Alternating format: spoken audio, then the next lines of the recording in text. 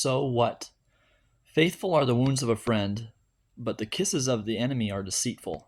So this is an Old Testament proverb. I'm sure I got one or two words in there wrong, but this is an Old Testament proverb, and it basically means like if your friend tells you something that hurts you or does something that is frustrating to you, in goodwill, like that's a good thing, and you need to take a step back before you blow your top and just be like, why is my friend who I know have a track record of this person like takes care of me and has my best interests at heart and makes sacrifices of their own comfort and happiness so that I can be happy sometimes.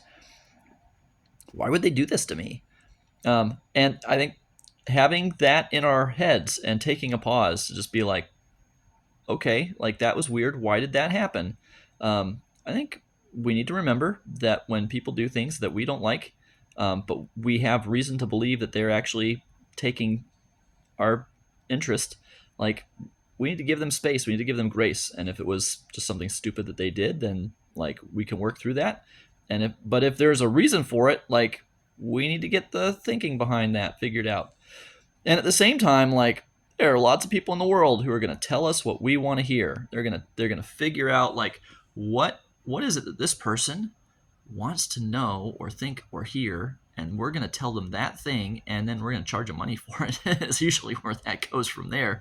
And so learning to distinguish between those two things, right? The thing that's hard up front but is good for us in the long run, and the thing that is really seems nice and fun and easy up front, but then turns out to be a fishing hook. Um, we need to be able to tell the difference between those things. And so I think like so this proverb in particular and the idea behind it, I think that this passes the so what test hardcore. This is an eternal principle, and people have been thinking about this for thousands of years. Yeah, pretty much as long as there have been people to be jerks to each other.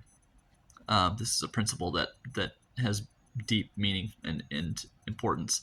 And so I want to just encourage us, like next time someone hurts our feelings, let's think twice about that. And next time somebody that we have that has no skin in the game in our lives tells us something that we want to hear, that goes against some of the counsel and advice of the people that are closest to us and that have made sacrifices for us, like let's be objective about that and be like, something might be fishy here. Maybe I should think about it really just a little bit harder.